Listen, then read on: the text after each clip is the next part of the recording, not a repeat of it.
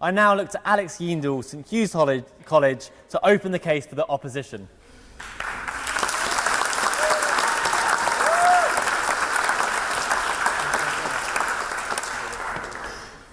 Mr. President, thank you very much. And it, of course, goes without saying how honoured I am to have been given the opportunity to speak in this debate. And I'm incredibly grateful to yourself, I'm incredibly grateful to our guests, but primarily I'm incredibly grateful to the members in the chamber tonight for giving me an audience to talk to. The motion before us this evening is one that can be explored through a wide variety of academic disciplines.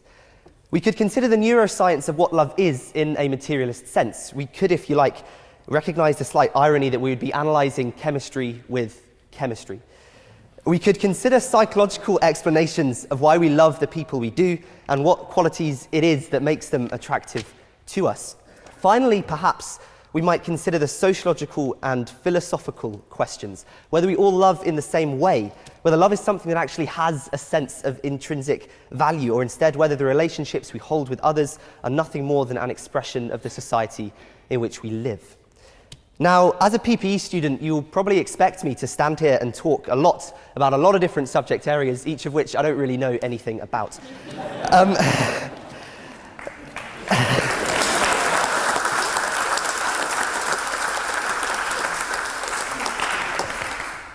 But of course, that in itself would not be doing our motion any justice. For instead, I wish to speak of why true love is something that we can reform, of why it is something that we, of course, need to tweak and clarify and make sure that we understand, but it is something that has the genuine power to be one of the greatest prizes of our short existence on this planet. And of course, as Freya mentioned, I am not going to make any attempts to skirt over the fact that true love, in the way that perhaps we intuitively understand it, perhaps in the way we have been taught as children or in Disney films, is a perfect conception of what true love is. Instead, I want to argue why an amended true love, a true love that is fit for the 21st century, fit for modern consumption, is one that can be of benefit to the entire world. As an idea in our minds and as a predicate of our entire worldview, I wish to demonstrate to you tonight why abandoning the ideal of true love would be deeply damaging to humanity's progress, its well-being, and its future.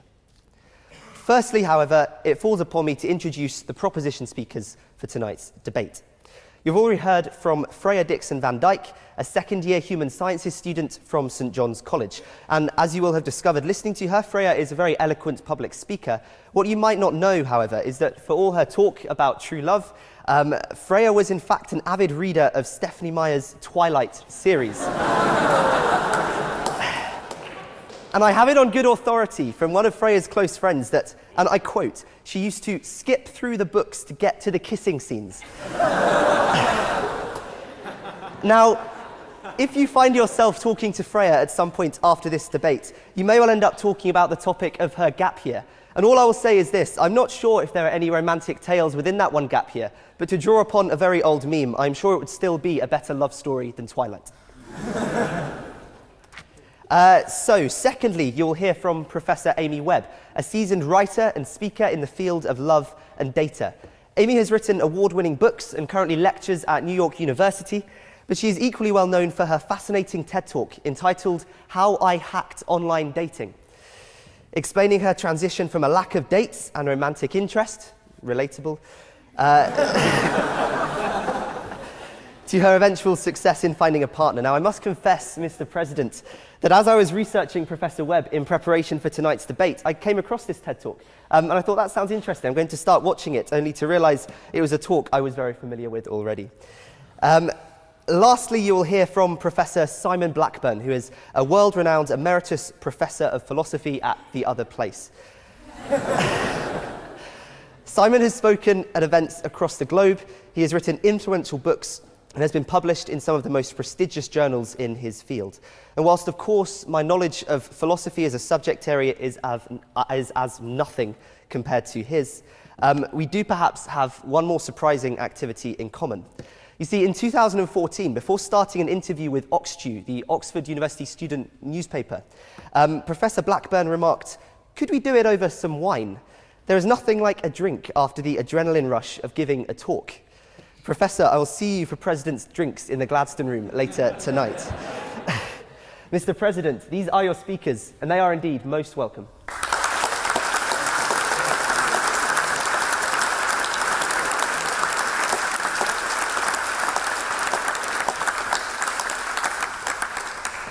So to move on to the crux of my argument itself, the first point that I wish to make this evening is that if we are to blindly follow the proposition's case and to abandon the ideal of true love altogether, we need to be crystal clear about exactly what it is that we are abandoning.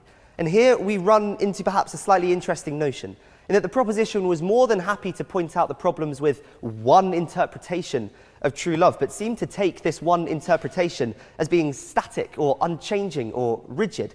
And this is something that I wish to challenge.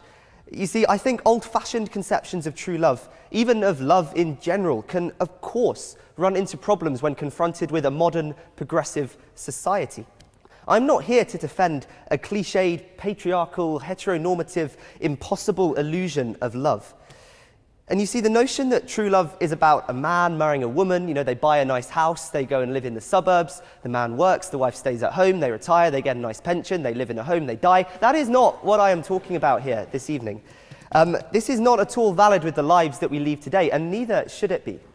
And we can progress on a deeper level. There's this constant implicit assumption that true love has to be this one person, that once you meet your one true love, you'll be completely perfect for each other for the rest of time until the day you die. No, the person who is perfect for me today is by no means necessarily the same person who's going to be perfect for me in 50 years' time. The short 20 years that I have been on this planet has taught me that people change. Indeed, the short few terms I have been on Oxford Union Committee has taught me that people change.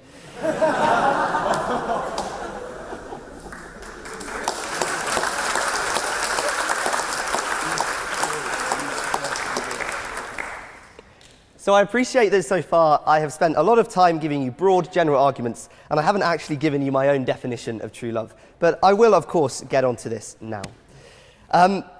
So for me, we have to start from here, that true love is about recognition that nobody, absolutely nobody, is perfect. Perfect with somebody else or perfect by themselves. Nobody is perfect. It is about the idea that there is somebody who can improve us. And it doesn't have to be one person, but there has to be somebody existing on this planet Earth who can make us a better person, somebody who can make us happier. True love is about the idea that this can be reciprocated, that both parties can end up benefiting from each other whilst perceiving one of the greatest emotional feelings known to mankind. And again, critics will say, as the proposition already has, that our perception of love is perhaps nothing more than a selection of hormones drowning our brains, hormones that can be fabricated in a laboratory and fed to us down dark alleyways in brightly coloured little pills. But this is, I believe, quite frankly, besides the point. It is, a feeling of true love is a symptom of something else that is going on. It is a necessary but not sufficient condition. It is one part of a far greater human puzzle. It is Aristotle who says love is composed of a single soul inhabiting two bodies. And whilst maybe two as a numerical value could be questioned, the general point here is, I think, quite beautiful.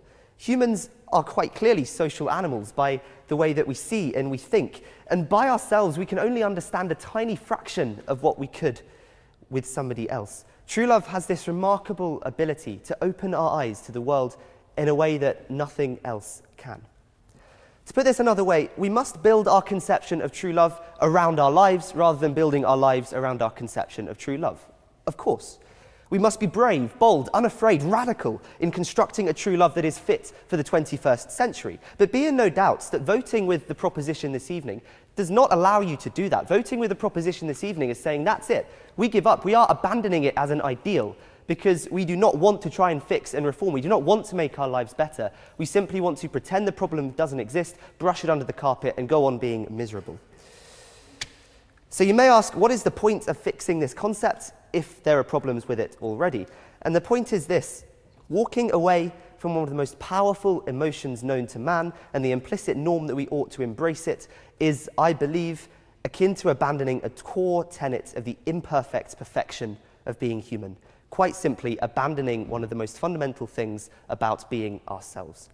A belief in true love is not just about how we view our potential partners, but about how we view our existence as human beings and the worldview that subsequently defines it.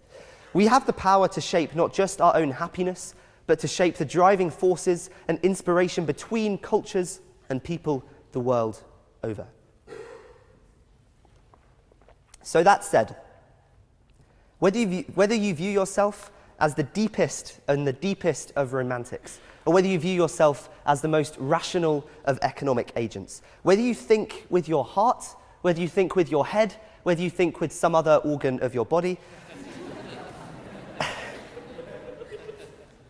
the ideal of true love has practical purposes that I think make it an irrefutable goal for every human being on this planet. If you walk through the nose door and vote with the opposition at the end of tonight's debate, let me be absolutely clear that you are not signing up to committing the rest of your days searching for a Disney princess-style happily ever after, nor are you committing yourself to scrolling through thousands upon thousands upon thousands of oxloves, desperately searching for the faintest whiff of your name. You are instead making a gesture, a strong, bold gesture that in a world teetering with misery, with pain, with suffering, with rampant nationalism, with climate change, with Brexit, with Donald Trump, there is something that we can hope for, that we can salvage, and that we can hold onto. Mr. President, if I may, I would like to finish with a quote tonight. Of all people, it is Friedrich Nietzsche, the philosopher, who says, "There is always some madness in love, but there is also always some reason in madness." In echoing these sentiments, honourable members, I would urge you to vote with the opposition this evening. Thank you very much.